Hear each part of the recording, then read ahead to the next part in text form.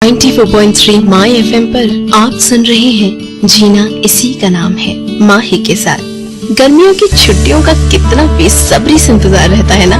बच्चों के साथ साथ पेरेंट्स को भी सुबह जल्दी जो उठना नहीं पड़ता, न होमवर्क का टेंशन न टेस्ट का डर। लेकिन अगर कुछ करने को ना हो तो यही छुट्टियां बोरिंग लगने लगती हैं। मोना का हाल भी कुछ ऐसा ही था। घर पर मन नहीं लग रहा था, समझ ही नहीं आ रहा था कि क्या करे जिससे बोरियत दूर हो। जब तक एग्जाम्स खत्म नहीं हुए थे तब तक तो हजारों चीजें दिमाग में बैठी थी कि छुट्टियों में ये करूंगी वो करूंगी, जॉगिंग पर जाऊंगी, बुक्स पढ़ूंगी, पेंटिंग करूंगी।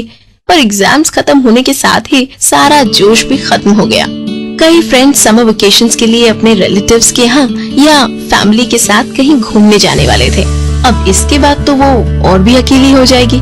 कब तक और कितना टीवी देखे, नींद भी न जाने कहाँ भाग गई थी। ऊपर से स्ट्रिक्ट इंस्ट्रक्शंस कि गर्मी में घर से बाहर नहीं जाना है। छुट्टियां शुरू हुए कुछ ही दिन बीते थे। अभी से ये हाल है तो 3 महीने कैसे बीतेंगे, यही सोच रही थी मोना। आज तो वो मम्मी पापा से बात करके ही रहेगी। पर मम्मी पापा से किस बारे में बात करेगी, आपको भी जानना है ना, पता चलेगा बस थोड़ी देर में।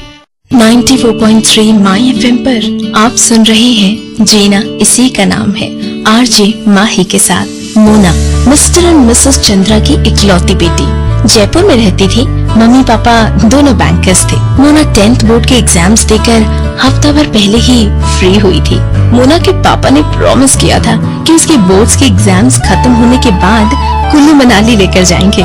कितनी एक्साइटेड हो गई थी मोना ये सुनकर। उसने कभी पहाड़ या नदियाँ नहीं देखी थी। जिद करके एक डिजिटल कैमरा भी खरीदा था, पर लास्ट मिनट प्लान कैंसिल करना पड़ा। आपने कहा था इस वेकेशन पर जरूर घूमने जाएंगे, मोना ने दुखी होते हुए कहा। उसके सभी फ्रेंड्स कहीं न कहीं छुट्टियां मनाने जा रहे थे और उसने भी सबको बता दिया था कि वो कुल्लू मनाली जाएगी। अब क्या कहेगी, छुट्टियों में क्या किया, उसके पास बताने के लिए कुछ होगा ही नहीं। कितना एम्बैरेसिंग होगा पापा। मोना का चेहरा रुआंसा हो गया। आई नो बेटा, हमने छुट्टियों के लिए अप्लाई भी किया था पर छुट्टियां मिली ही नहीं, वरना हम जरूर जाते, पापा ने प्यार से समझाते हुए कहा। तुम घर पर ही कुछ प्रोडक्टिव करो ना, जिससे कुछ नया सीखने को मिले। अपने दोस्तों को भी शामिल करो और जैसे ही हमें छुट्टियां मिलेंगी हम घूमने जरूर जाएंगे, ओके? पापा ने पीछा छुड़ाने के लिए कह दिया। अब मोना सोच में पड़ गई, ऐसा क्या किया जाए। अब मोना की सोच उसकी छुट्टियों को कैसे इंटरेस्टिंग बनाएगी, आपको भी पता चलेगा बस थोड़ी देर में। 94.3 माई एफएम पर आप सुन रहे हैं जीना इसी का नाम है आरजे माही के साथ। पापा की बात यूं तो मोना के मन में बैठ गई, लेकिन समझ ही नहीं आ रहा था कि ऐसा क्या काम करे जिससे दिन भर टाइम भी पास हो जाए और कुछ सीखने को भी मिले। सालसा डांस, गिटार बजाना, ceramic painting, tie and dye और भी न जाने कितनी ही एक्टिविटीज पिछली छुट्टियों में सीख चुकी थी। मोना को बुक्स और मैगजीन्स पढ़ने का बड़ा शौक था। बचपन से ही उसे किताबों से घिरे रहना अच्छा लगता था। बुक स्टोर्स उसकी फेवरेट जगह होते थे और बुक्स उसकी बेस्ट फ्रेंड्स। एकदम सही मायनों में किताबी कीड़ा थी वो। आजकल उन्हीं के सहारे छुट्टियां बिता रही थी। दिन भर में जो भी बुक या मैगजीन हाथ लगती उसे पढ़ डालती। एक दिन शाम को पार्क में अपनी फ्रेंड से बातों बातों में पता चला कि बिरला ऑडिटोरियम में एक बड़ा बुक फेयर लगा है। बुक फेयर की बात सुनकर उसका चेहरा खिल गया। जब बुक साथ हो तो टाइम चुटकी बजाते ही कट जाएगा, छुट्टियों पर जाने की जरूरत ही नहीं। बुक फेयर में हर तरह की किताब की स्टॉल्स थी, बच्चों से लेकर बड़ों तक के लिए, और हर टॉपिक पर। ओल्ड कॉमिक्स को देखकर तो मोना को अपना बचपन याद आ गया और साथ ही छुट्टियों को एक्साइटिंग बनाने का एक जबरदस्त आइडिया भी आ गया। एक मिनट, ऐसा क्या आइडिया आया उसके दिमाग में, आप भी यही सोच रहे हैं ना, पता चलेगा बस थोड़ी देर में। 94.3 माई एफएम पर आप सुन रहे हैं जीना इसी का नाम है आरजे माही के साथ। आखिर कैसे गर्मी के लंबे दिन काटे, कैसे टाइम यूटिलाइज करें, कैसे छुट्टियों को मजेदार बनाएं, सबका जवाब मिल गया था मोना को। अगले ही दिन मोना फर्स्ट फ्लोर पर बने स्टोर रूम में गई। रूम क्या था, एक बड़ा सा हॉल था और खाली पड़ा था।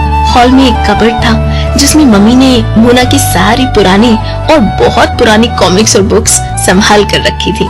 चाचा चौधरी, बिल्लू पिंकी, ट्विंकल, चंपक, बाल हंस, आर्चीज, टिंटिन, पंचतंत्र की कहानियां वगैरह वगैरह। मोना के चेहरे पर मुस्कुराहट तैर गई।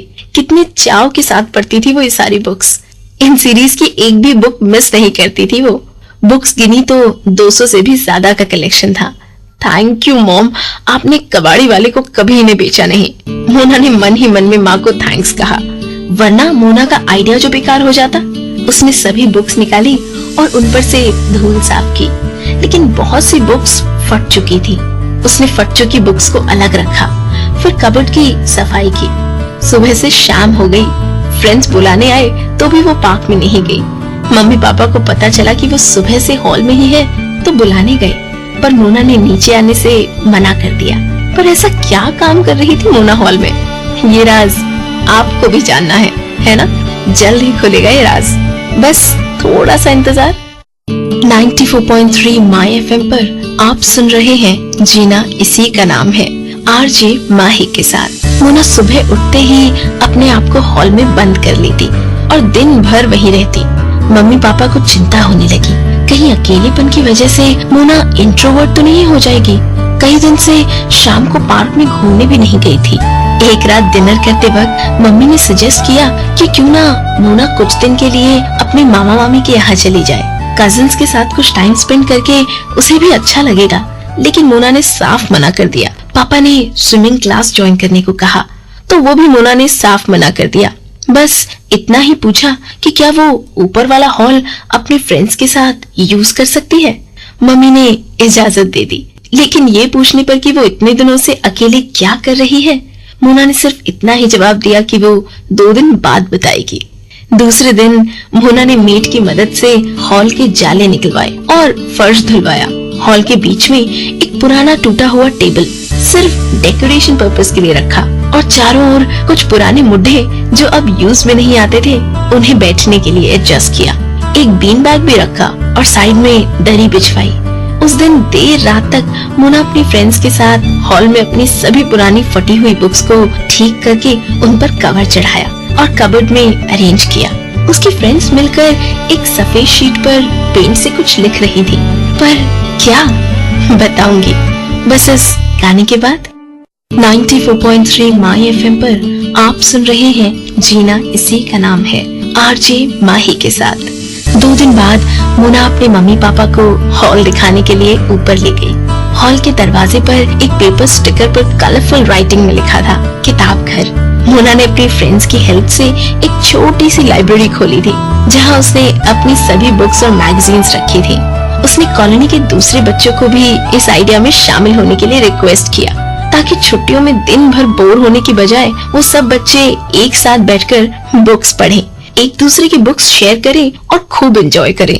तो इतने दिनों से इस आइडिया पर काम हो रहा था। ये पता चलने पर पापा ने पीठ थपथपाते हुए कहा, लेकिन ये आइडिया तुम्हें आया कहाँ से बेटा? आपसे। आपने ही तो कहा था कि अपने फ्रेंड्स के साथ मिलकर कुछ प्रोडक्टिव करो। अरे हाँ, मोना के पापा को याद आ गया। ये बात उन्होंने कुछ दिन पहले ही तो मोना की जिद से पीछा छुड़ाने के लिए कही थी, लेकिन उनकी बेटी ने इसे न सिर्फ सीरियसली लिया बल्कि उस पर अमल करके एक बड़ा ही इंटरेस्टिंग तरीका भी निकाल दिया था गर्मी की छुट्टियां बिताने का। लेकिन साथ ही मोना के पापा को ये भी एहसास हुआ कि बच्चों को कोई भी बात बड़े ही सोच समझ कर कहनी चाहिए। ये रिस्पॉन्सिबिलिटी पूरी तरह से पेरेंट्स की है, क्योंकि बच्चे कौन सी बात कब